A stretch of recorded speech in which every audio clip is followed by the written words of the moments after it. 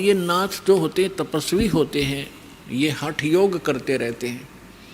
हठ योग से कुछ सिद्धियां आ जाती हैं जो इस मानव शरीर की और इस भक्ति के नाशक होती हैं। आम व्यक्ति ये सोचता है कि इसने बहुत बड़ी उपलब्धि कर रखी है, सिद्धि प्राप्त करके कोई आकाश में उड़ जाता है और कोई किसी को दुआ बद्दुआ देकर दुखी सुखी कर देता, थोड़ा बहुत अपनी पूंजी तय, फिर स्वयं कंगाल हो जाता है। तो ये सब ड्रामेबाजी थी। तो गोरखनाथ जी ने स्वामी रामानंद जी से कहा कि आइए हमारे साथ गोष्ठी कीजिए। रामानंद जी चिंतित हो गए कि श्रोता विद्वान नहीं है और ये नाथ जी जो आए हैं मेरे साथ गोष्ठी करने के लिए, इनमें सिद्धि होती हैं। इन सिद्धियों को देखकर जनता उनको विजयी घोषित कर देगी और मेरी बेइज्जती होगी। वो बहुत चिंतित था। चिंतित थे स्वामी जी। उधर से परमेश्वर कबीर जी ने स्वामी रामानंद जी को अपना गुरु धारण कर रखा था, एक मर्यादा मेंटेन रखने के लिए। अपने आत्माओं, आज तक जो यह बात बिगड़ी रही, दो विद्वान आपस में बैठकर चर्चा किया करते थे जिसको शास्त्रार्थ कहते थे, और शास्त्रार्थ वो संस्कृत में बोला करते थे। सभी श्रोता अशिक्षित होते थे, उनको संस्कृत कह भी नहीं आती थी, और जिसकी बोलने की शैली दुरुस्त होती थी और संस्कृत घनी याद होती थी और वो ज़्यादा संस्कृत बोलता ही रहता था, तो श्रोता उसको ताली पीट कर और विजयी घोषित कर देते थे। उस नकली के थे तो वह दोनों नकली, पर जो घना नकली था वो सिद्ध हो जाता था कि ये महाविद्वान और मैं ऋषि हो गया। तो इस डर से रामानंद जी चिंतित थे कि श्रोता अशिक्षित हैं, ये कोई सिद्धि दिखा देगा और सब इसको विजयी घोषित कर देंगे। तो उस समय परमात्मा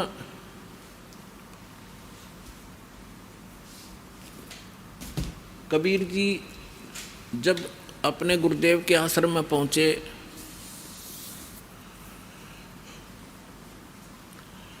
रामानंद जी को चिंतित देखकर पूछा, गुरुदेव, चिंता का विषय आपका दास जानना चाहता है।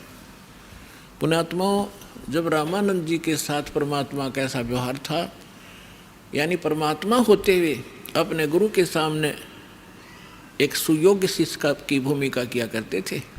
हमारे लिए एक उदाहरण छोड़ कर गए थे कि आप जी ने अपने गुरु जी के सामने कैसे रहना चाहिए, और साथ में प्रमाण दिया करते थे कि रामकृष्ण से कौन बड़ा।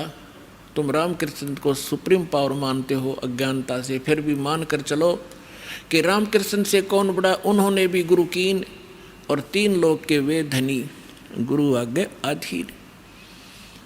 तो इस कारण से रामानंद जी ने फिर जब परमात्मा से परिचित हुए, सतलोक सचखंड में मालिक को देखा, तब कहा था, तुम साहेब तुम संत हो, तुम सतगुरु तुम हंस, और राम गरीबदास तेरे रूप बिना और न दूजा अंश। तुम ही परमात्मा हो, साहेब हो, तुम साहेब तुम संत हो। एक संत भी आप ही हो, जो क्वालिटी संत में होनी चाहिए, और परमात्मा तो समर्थ हो ही हो। तुम साहेब तुम संत हो, तुम सतगुरु, सतगुरु माने जो सच्चा ज्ञान, यानी बिल्कुल एक्यूरेट और संपूर्ण अध्यात्म ज्ञान भी आप ही के पास है, किसी के पास नहीं। आप वास्तव में सतगुरु हो, सच्चे सतगुरु हो, सच्चा ज्ञान युक्त हो। और तुम साहेब तुम संत हो, तुम सतगुरु तुम हंस। हंस माने एक नेक आत्मा, एक सुयोग्य शिष्य भी आप ही हो। तो परमात्मा ने कहा, क्या आपका दास चिंता का कारण जान सकता है? तब स्वामी जी के साथ बैठे और भी बहुत से ब्राह्मण ऋषि थे। उन्होंने बताया कि ऐसे कोई नाथ जी आए हैं, उन्होंने स्वामी जी से गोष्ठी करने को कहा है, और नहीं तो जो नहीं गोष्ठी के लिए आएगा तो हार मान ली जाएगी। और दूसरी कंडीशन ये रखी है कि जो हार जाएगा वो जीतने वाले का सह अनुयायी, शिष्य बनेगा। तब स्वामी जी ने कहा कि हे भगवान, वो नाथ सिद्धि युक्त है, वो सिद्धि का ड्रामा दिखाएगा, जनता उसकी वाह वाह कर देगी और हमारा मिशन फेल होगा, मुझे चिंता ये खा रही है। तब परमेश्वर ने कहा, स्वामी जी, हार जीत की चिंता संत नहीं किया करते और हमने सामना करना चाहिए, हमें चलना चाहिए। आपका दास भी तो आपके साथ है। रामानंद जी को पता था, क्योंकि वो देख चुके थे उसकी परमात्मा की महिमा को। तब थोड़ा ढाढ़स बंधा और उसकी चुनौती स्वीकार की। अब वहाँ जहाँ निश्चित समय और स्थान था वहाँ पहुँच गए। नाथ जी को आसन दे रखा अलग से, ऊंचा तख्त पर, जमीन पर अलग से आसन बिछा रखा। अच्छा, उधर से रामानंद जी का एक तख्त सा लगाकर वहाँ आसन लगा दिया। और स्वामी परमेश्वर कबीर जी एक सुयोग्य शिष्य की तरह स्वामी रामानंद जी के चरणों में जमीन पर बैठ गए। और सामने वो नाथ जी, कबीर साहब तो भगवान थे, अंतर्यामी थे, उन्होंने देख लिया ये गोरखनाथ धक्के खाने आया है। क्योंकि ये कुछ ऐसे साधक होते हैं जो पूर्व जन्मों के संस्कारी होते हैं और एक पूरे जीवन में उस भक्ति का अपना नाश भी कर जाते हैं। बहुत सी पूंजी लुटा जाते हैं, किसी को चमत्कार दिखा कर, किसी को हानि पहुंचा कर और किसी को छोटा मोटा लाभ पहुंचाकर, फिर भी उनमें कुछ भक्ति शेष रह जाती है, जिस कारण से वो पितृलोक को प्राप्त हो जाते हैं। और पितृलोक में गए हुए ये एक सुप्रीम भूत होते हैं पितृ, और वो कभी भी यहाँ आके प्रकट होकर के दिख जाते हैं। स्वर्ग के देवता भी यहाँ आ सकते हैं और वापस जा सकते हैं, लेकिन जन्म मृत्यु उनका कभी समाप्त नहीं हो सकता। तो गोरखनाथ जी ने देखा कि वहाँ वैष्णव पंथ का ज़्यादा प्रचार कर रहे हैं स्वामी रामानंद जी, और नाथ पंथ सिकुड़ता जा रहा है, घटता जा रहा है। अब ये राग द्वेष ऊपर तक घर कर गया, वहाँ तक इनको, यहाँ से जाने के बाद भी ये दुखी रहते हैं अपने मैं मेरी के कारण। तो जिस कारण से उसने रामानंद जी को पराजित करने के लिए स्वयं आना पड़ा। हालांकि गोरखनाथ जी बहुत पहले अपने मानव शरीर का जो एक कर्म था पूरा करके जा चुके थे। तो परमात्मा ने देख लिया कि तो गोरखनाथ है, अपने वो तो जानी जान थे। तब गोरखनाथ जी ने कहा कि आइए रामानंद जी मेरे साथ गोष्ठी कीजिए। तब परमात्मा एक बालक थे, छोटे से 10-12 वर्ष की आयु के लीला कर रहे थे। उस समय जब गोरखनाथ जी गोष्ठी करने के लिए आए थे, तब परमात्मा खड़े हुए कबीर जी और कहा कि नाथ जी पहले मेरे से गोष्ठी कीजिए और बाद में मेरे सतगुरु से बात कीजिए। मेरे से निमट ले पहले, फिर करना, गुरु जी से बात करना। आप गोरखनाथ जी इस बात से बड़ा दुखी हुआ कि अरे कबीर, तू छोटा सा बालक, तेरी आयु क्या है और तू गोष्ठी करेगा मेरे साथ? पता है मैं कौन हूँ? कबीर साहब ने बता दिया कि मुझे मालूम आप कौन हो, आप गोरखनाथ हैं। इस बात से उसको बड़ा झटका लगा कि छोटे से बालक ने मुझे पहचान लिया। फिर गोरखनाथ जी ने कहा कि आपकी आयु क्या है? परमात्मा बोले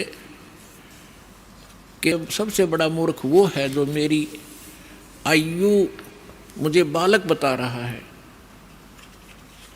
गोरखनाथ जी सुन रहे थे, अंदर से दुखी भी खूब हो रहे थे कि ये मुझे मूर्ख भी बताने की चेष्टा कर रहा है। तो क्या बताते हैं?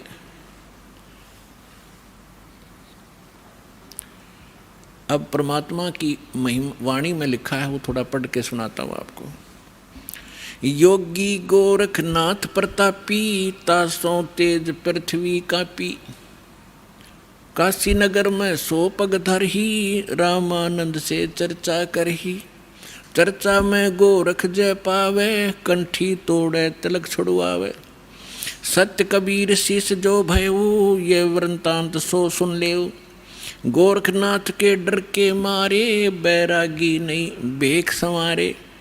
तब कबीर आज्ञा अनुसारा, वैष्णो सकल रूप संवारा।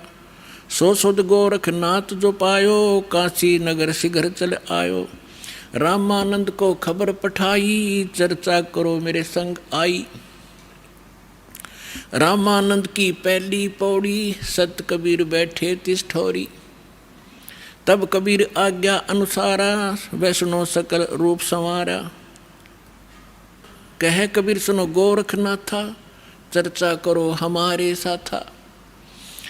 प्रथम चर्चा करो संग मेरे, पीछे मेरे गुरु को टेरे।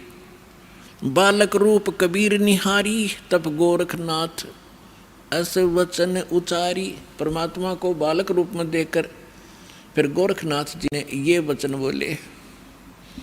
कब के बहे बैरागी कबीर जी, कब के बहे बैरागी। के तू छोटा सा बालक और कब से तू बैरागी बन गया। क्योंकि ये वैष्णव परंपरा के जो या नाथ परंपरा के हैं, वैष्णव परंपरा के हैं, या कोई भी एक ग्रुप है इन साधु संतों का, ये अपनी एक पहचान अलग बनाते हैं। जैसे नाथ कई तो कान पड़वा लेते हैं, उनको कनपाड़े नाथ कहते हैं।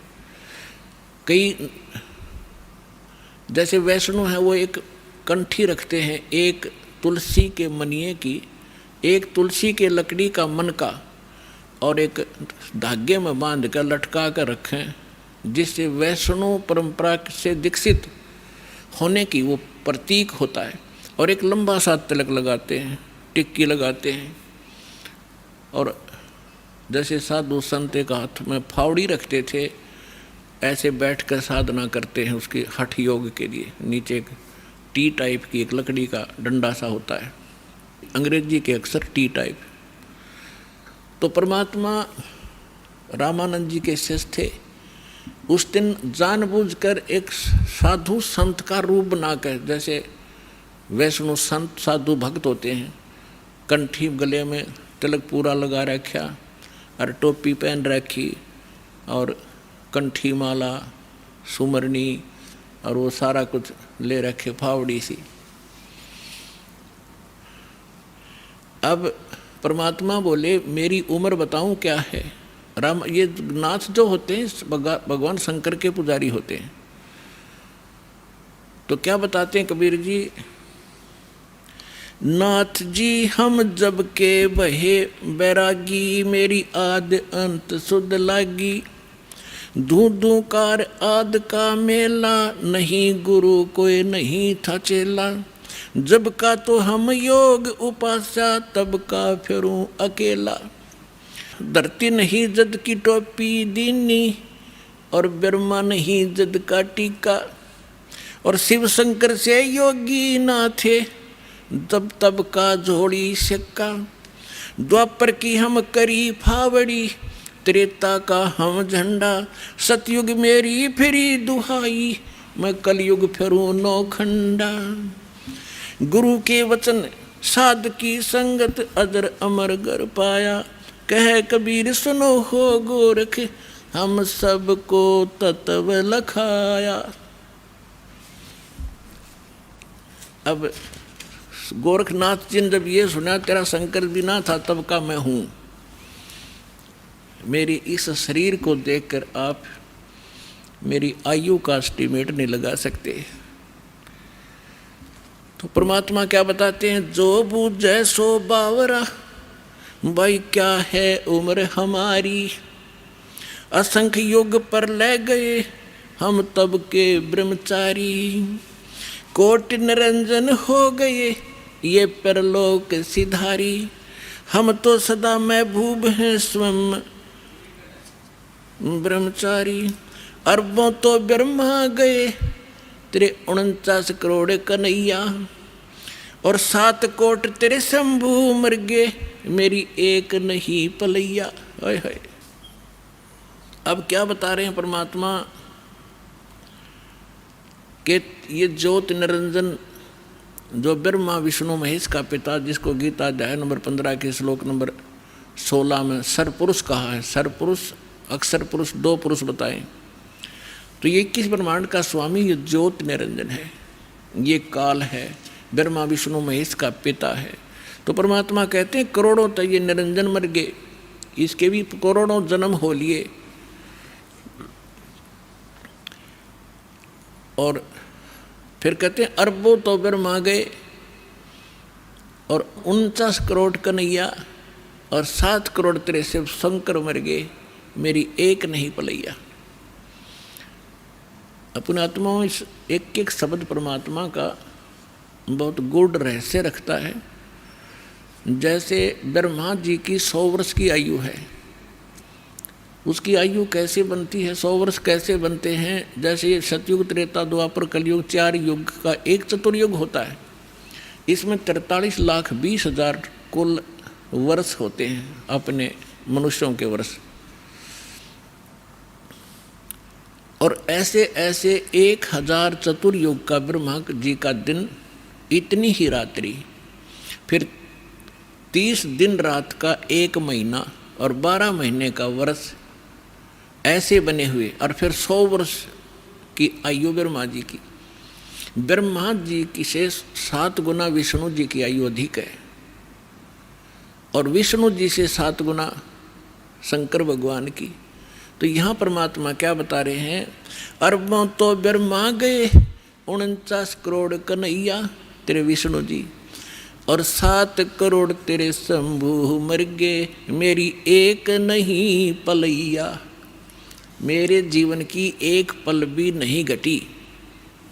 अर्थात परमात्मा अविनाशी हैं, और ये बता रहे हैं कि तेरे ब्रह्मा विष्णु महेश भी नाशवान है। इस बात नाथ जी दुखी हो गए कि ये हमारे भगवानों को अजर अमर हैं, ये तो इनको नाशवान बता रहे हैं। तो परमात्मा कहते हैं एक ना भूला, 2 ना भूली, भूली सब संसारी। सबका बोल पट दिया, मेरे साथ 2 भाई, मैंने सब जग भूला पाया। इसी भूल में ब्रह्मा भूला जिन ये वेद सरसाया, और वेद पढ़ के पंडित भूले मर्म भेद नहीं पाया। इसी भूल में विष्णु भूला जिन वैष्णव पंथ चलाया, और वैष्णव पंथ चलाया। इसी भूल में शिव शंकर भूले जिन भिक्षुक पंथ चलाया, और सिर पर जटा हाथ में खप्पर घर घर अलग जगाया। मेरे साथ 2 भाई, मैंने सब जग भूला पाया। इसी भूल में विष्णु भूले जिन वैष्णव पंथ चलाया, और तीर्थ व्रत का बड़ा महात्म बहुविध जीव फंसाया। तो यहाँ गोरखनाथ जी को परमात्मा बता रहे हैं कि अरबों तो ब्रह्मा गए, ये 49 करोड़ कन्हैया, 7 करोड़ तेरे शंभु मर गए, मेरी एक नहीं पलैया। कोटिन नारद हो गए ये मोहम्मद से चारी, देवताओं की गिनती नहीं क्या सृष्टि विचारी। नहीं बूढ़ा, कहते ना मैं बूढ़ा ना बालक, और ना कोई बाट भिखारी। ना बूढ़ा ना ही बालक, ना कोई भाट भिखारी। कहे कबीर सुनो हो गोरख, ये सुन ले उम्र हमारी। मैं ना बालक हूँ, ना मैं वृद्ध हूँ, ना कोई भाट भिखारी हूँ, और ये मेरी महिमा तेरे को मैंने बता दी, मैं ये हूँ। अब गोरखनाथ जी को बड़ा दुख हुआ, इज्जत का नाश हो गया कि छोटा सा बालक और इतना बड़बड़ बोल रहा है। इनके पास एक हल्दी की गांठ थी, उसके पास सिद्धि की। गोरखनाथ जी ने अपने आसन के साथ में त्रिशूल गाड़ रखा था, एक ऊपर 3 एरो से होते हैं, और नीचे से वो एक पाइप सी, नीचे फिर एक नुकीला सा सिरा होता, उसको ज़मीन में गाड़ के आसन के साथ रखा हुआ था। 6-7 फुट ऊंचा त्रिशूल। गोरखनाथ जी ने कहा कि यदि तू मेरे साथ वार्ता करना चाहता है कबीर जी, तो आइए मेरे समान आसन में आ जाइए। नाथ जी वहाँ से उठे जमीन से, ऐसे आसन पद्म लगा कर बैठे थे। आसन पद्म लगाए ऊपर उठ गए और त्रिशूल के ऊपर जाकर विराजमान हो गए। हाँ, ये देखिएगा, ये त्रिशूल पर बैठे हैं। फिर परमात्मा ने क्या लीला की कि कबीर जी ने कहा कि गोरखनाथ जी, आपकी और हमारी बात ज्ञान चर्चा की थी, गोष्ठीकरण की थी। ये बाजीगर वाला काम हम नहीं जानते और ना ये पसंद है, ना ये अध्यात्म मार्ग में इसकी कोई वैल्यू है। आप नीचे बैठ के और चर्चा करता कि जनता को पता चले सच्चाई का। तो गोरखनाथ जी कहते हैं तुम्हारे पास कोई है तो आइए मेरे समान बैठकर चर्चा कीजिए, नहीं तो हार स्वीकार कर लीजिए। अब उनके पास तो एक दाव था यो। तो परमात्मा बोले अच्छा ठीक है। कबीर साहब बचपन से ही जुलाहे का काम करने लगे थे और जेब में एक चरखे के ऊपर ये माताएं काटा करती थी, एक रील बन जाया करती इतनी मोटी कच्चे धागे की, 100-150 फुट लंबा तार होता था उसका, उसी से सूत कपड़ा बनाया करते थे भगवान। वह कुकड़ी बोल रहे हमारे देसी हरियाणा के अंदर कुकड़ी बोल रहे हैं, उसने कच्चे धागे वाली कुकड़ी। वह कुकड़ी निकाली जेब मत वह रील धागे की और एक सिरा पकड़ लिया और उसको ऐसे छटक दिया परमात्मा ने। वो धागा सीधा खड़ा होगा स्ट्रेट परपेंडिकुलर 150 फुट, उसका अंतिम सिरा आकाश में 150 फुट पर। परमात्मा वहाँ से उठे और उस धागे के अंतिम सिरे पर जाकर बैठ के 150 फुट ऊपर। अब गोरखनाथ जी से कहा कि नाथ जी आइए, राजा मेरे बराबर में बैठ कर चर्चा कराएंगे, यहाँ आ जाइए। अपने आत्माओं ऐसी बात नहीं थी कि गोरखनाथ जी आकाश में और ऊपर नहीं जा सकते थे, वो तो और ऊपर भी जाते थे, स्वर्ग में भी, उस पितरलोक में भी चले जाते थे। लेकिन समर्थ के सामने सिद्धियां समाप्त हो जाती हैं। जैसे ये घड़ी बना रखी है, अब इसकी सिद्धि बना दी कारीगर ने, इंजीनियर ने, कि ये अपने आप चल घूम रही है और इसके सामने चुंबक खड़ा कर दो 1 फुट दूर, ये जाम हो जाएगी, आगे नहीं सरकेगी, वहीं खड़ी हो जाएगी। तो वो समर्थ आ बैठे, उसी से प्राप्त करके छोटी मोटी खिलौने खेल रहे होते हैं और प्रभु पाक जाते हैं। उस परमात्मा ने उसकी सारी सिद्धि कैंसिल कर दी। उठना चाहा था ऊपर को और जमीन पर ऐसे गड़ा धर्म देसी, सारा शरीर बोलिया जान गया गोरखनाथ कि आज तेरी सिद्धि नहीं काम करेगी। अब गोरखनाथ ऐसे बैठा जैसे पैरालाइसिस हो जाता है इंसान को, टस मस नहीं हो पा रहा। तब गोरखनाथ जी ने कहा कि आ जाओ कबीर जी, नीचे आ जाओ, अब मैं समझ गया आपको, अब चर्चा करेंगे। तब परमात्मा ने उनको ज्ञान समझाया कि ये बालका के ड्रामे मोक्ष मार्ग नहीं है। कहते जंतर मंत्र जोग निभाई, काल चक्र जम जोरा खाई, तुम हो जम की फर्दी माही। कहते हैं गोरखनाथ सिद्धि में फूल्या, गोरखनाथ सिद्धि में बोल्या और टूणे टामण हांड फूल्या, जंतर मंत्र जोग निभाई और काल चक्र जम जोरा खाई, तुम हो जम की फर्दी माही। फर्द होती है ना, जैसे कोई रजिस्ट्री करा ले कोई ज़मीन की, तो वह फर्द में आ गया तो सोच रहे पक्का हो गया उसका वो ज़मीन का टुकड़ा। तो परमात्मा कहते हैं तुम तो इस काल की फर्द में चढ़ रहे हो, काल के पक्के दूत बन गए, औरों को भगा रहे हो।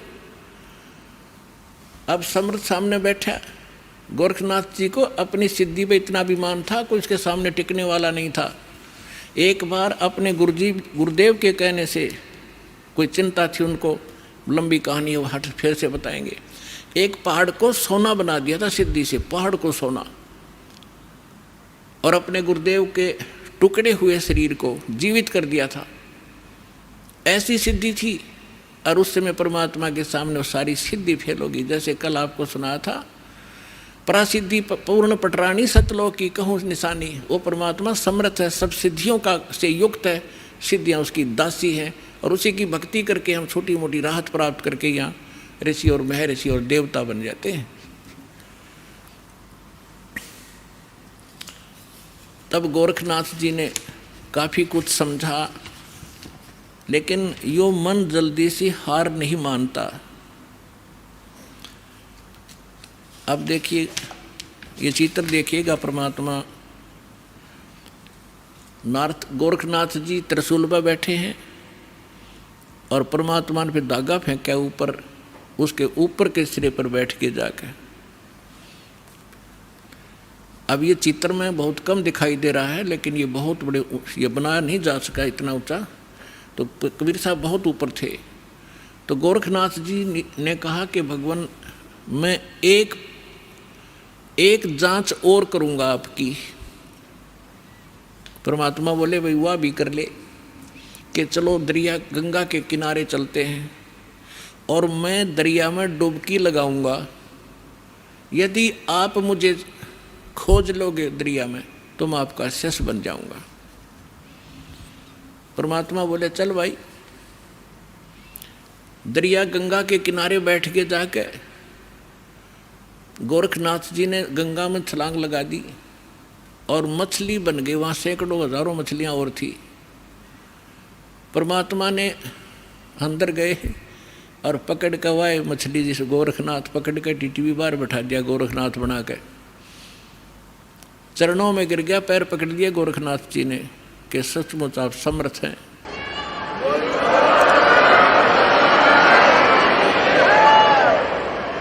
तब गोरखनाथ जी ने कहा हे परमात्मा आप कौन हो? आपने मेरी सारी फड़क निकाल दी और मैं अपने कर्म बिगाड़ रहा था, आपने मुझे बचा लिया। पुण्यात्माओं, ये मन है ना, ये काल का दूत है। आत्मा परमात्मा का अंश है। जब परमात्मा वहाँ खड़े थे, मन भाग गया, आत्मा रोए थी गोरखनाथ की। तो परमात्मा के तो सभी बच्चे हैं, ब्रह्मा विष्णु महेश भी उसी के बालक हैं। राम कृष्ण सतगुरु सहजादे, भक्ति है तिन्हों हुए प्यादे। अब वो भी भक्ति के लिए यहाँ आए थे बेचारे, या गलत साधना करके देवता बन गए, वहाँ प्रभु पा के गए। अब सुना नहीं किसी की।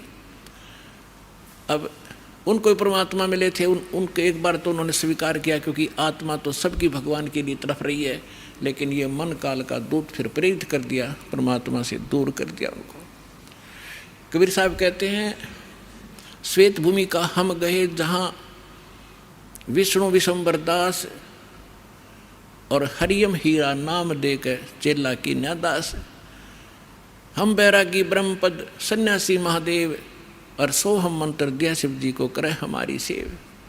ऐसे ब्रह्मा जी के पास गए थे, उनको ओम मंत्र दे करके प्रथम मंत्र, क्योंकि पहला मंत्र इसलिए दिया जाता है उसकी श्रद्धा कितनी बनेगी फिर आगे बढ़ा जाता है। तो फिर पहले तो उनकी तीनों की बहुत अच्छी श्रद्धा बनी, फिर बाद में इस मन ने वो प्रेरित कर दिए कि ये वैसे ही अटपट कर रहा है, कोई ज्ञान नहीं जतता इसका। ऐसे ही गोरखनाथ जी ने तब तो सारी बात मान ली। परमात्मा ने सारी कथा सुनाई, बड़ा ज्ञान सुनाया, और फिर गोरखनाथ जी उसी ज्ञान से स्वयं वक्ता बन गए। इस ज्ञान के अंदर इतनी कसक है, परमात्मा का एक अलग सा ज्ञान है। तो आम व्यक्ति भी कहीं बताने लग जाता है तो सैकड़ों व्यक्ति उससे भी प्रभावित हो जाते हैं और उसकी वाह वाह शुरू हो जाती है। लेकिन जब तक समाधान पूरा नहीं होगा तो उसका कोई फायदा नहीं। जैसे ज्ञान है किसी को, और उसने किसी को बता दिया कि आपके ये रोग है, और उसको ज्ञान हो गया उसके बताने से कि आपको ये रोग है, ऐसे ऐसे लक्षण है इसके। अब ज्ञान कराने वाले को भी पता है और जिसको रोग है उसको पता लग गया उसके बताने से। अब दवाई ना बताने वाले के पास है, औषधि नहीं है, तो दोनों व्यर्थ है। तो संत ज्ञान भी हो और उसके पास कंप्लीट कोर्स हो, तो उस ज्ञान से तो जानकारी होती है, समाधान से वो साधना से वो समाधान होता है। समाधान नहीं तो ज्ञान एक आने का नहीं, यूजलेस है वो ज्ञान। तो फिर गोरखनाथ ज्ञानी पाक गया कुछ दिनों के बाद, तो उसके लिए कहा कि गोरख से ज्ञानी गणे। उसके पास मूल मंत्र नहीं था, और सुख दे जति जहान और सीता सी बहु भारिया पर संत दूर स्थान। तो गोरखनाथ जी ने पूछा प्रभु आप कौन हो, कहाँ से हो?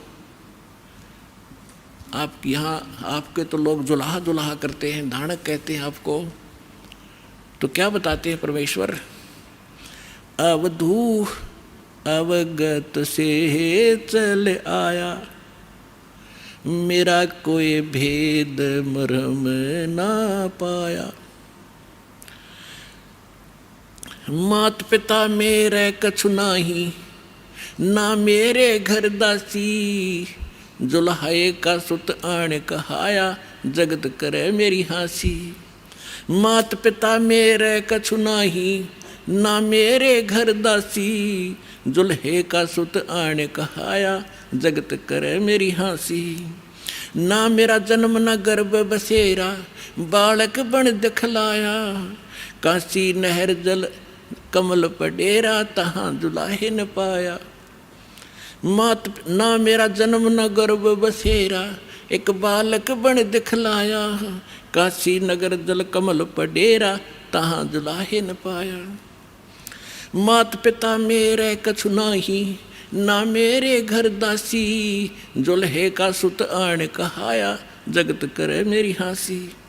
5 तत्व का धड़ नहीं मेरा, और जानू ज्ञान अपारा, सत स्वरूपी नाम साहेब का, ओहे नाम हमारा।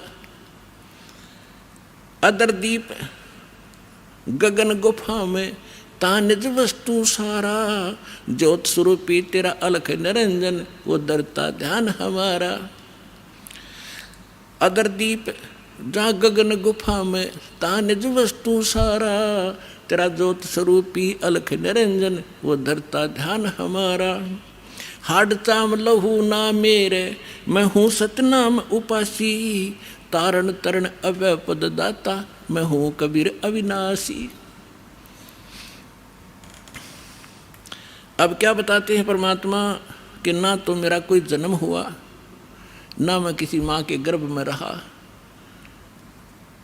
मैं स्वयं ही अपने सतलोक से चल कर आकर के एक बालक रूप धारण करके कमल के फूल पर, तालाब में, सरोवर में विद्यमान हुआ। वहाँ से मुझे एक दुल्हा लेकर यहाँ आए, जिस कारण से मैं दुल्हा कहा। मात पिता मेरा कुछ नाही, और ना मेरे गर्दासी, मैंने कोई पत्नी स्वीकार नहीं की, और दुल्हे का सुत आन कहा, जगत करे मेरी आसी। फिर क्या बताते हैं कि 5 तत्व का धड़ नहीं मेरा, यह शरीर तुम्हारे जैसा नहीं है मेरा, और जानू ज्ञान अपारा, तेरा ज्योत स्वरूपी अलख निरंजन, वह धरता ध्यान हमारा। हाड चाम लहू ना मेरे, हूँ सतनाम उपासी, और तारण तरण अभय पद दाता, मैं हूँ कबीर अविनाशी। तो पुण्यात्माओं, परमात्मा की महिमा स्वयं आकर उन्होंने बताई कि मैं ना तो जन्म लेता हूँ और ना ही मेरा कोई मात पिता है, मैं अवगत से चल आया, मेरा भेद मर्म ना पाया। तो परमात्मा को ना समझकर ना जानकर हम उस लाल की महिमा से अपरिचित होने के कारण अभी तक हम इन अनुपासना करके कंकर पत्थर इकट्ठे करके ये सोच रहे थे कि हमने बहुत घना भक्ति धन इकट्ठा कर लिया। तो जो प्रसंग चल रहा है हम उसी पर आते हैं कि हमारे जितने भी धर्म गुरु थे ये पूर्ण रूप से अज्ञानी थे, हमें तत्व ज्ञान नहीं बता पाए, और परमात्मा इस ज्ञान को हमें बताने के लिए आए थे। इन्होंने परमात्मा के उस ज्ञान को हम तक पहुंचने नहीं दिया, और परमेश्वर को एक धानक, एक दुल्हा, एक शूद्र, अशिक्षित, अनपढ़, अंगूठा छाप और देवी देवताओं का आलोचक इतना बदनाम कर दिया कि उस समय के हमारे पूर्वज परमात्मा से अंदर से नफरत किया करते थे कि ये हमारे देवी देवताओं के बारे में ऊट पटांग कहता है। तो परमात्मा कहते हैं, साच कहूँ तो जग ना माने, पर झूठ कही ना जाई हो, ये ब्रह्मा विष्णु शिव जी दुखिया, जिन ये राह चलाई हो।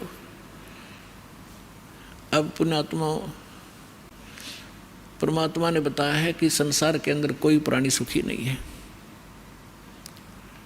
आप दूसरे के दुख से अपने हल्के दुख को और सुख मान बैठे, सुख की आपको कभी छींट भी नहीं लगी है, जिस कारण से आप उस सुख से अपरिचित हैं। और जो साधना आपने करनी चाहिए वो साधना ना करके आप भक्ति के अंदर निर्धन बने हुए हो। एक एक पैसे के लिए ना जाने कहाँ कहाँ भटकते हो, विदेशों में जाते हो, किस लिए? गणी माया इकट्ठी करूं, और क्या करोगे उस माया का? कोठी बनाऊंगा, कार लूँगा, लड़के लड़की का ब्याह करूँगा, लाखों रुपये खर्चा करूँगा। सारी उम्र कर्म फोड़े और सारा जीवन धन जोड़े, 1 मिनट में मृत्यु हो जाए वहीं छोड़े, आगे गधा और कुत्ता बनकर वहीं गलियों में दौड़े। तो खाक है ये जीवन।